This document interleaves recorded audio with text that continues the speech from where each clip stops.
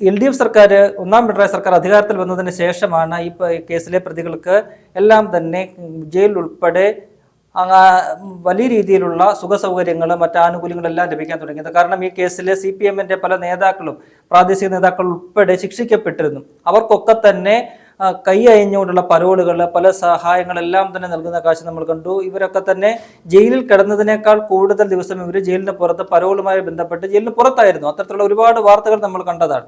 അത് രാഷ്ട്രീയ നേതാക്കളുമായി ബന്ധപ്പെട്ടാണ് നമുക്ക് പറയാം. തങ്ങളുടെ രാഷ്ട്രീയ നേതാക്കളാണ്, അവരെ സഹായിക്കുക എന്നുള്ളൊരു സമീപനമാണെന്ന് വെക്കാം നമുക്ക്.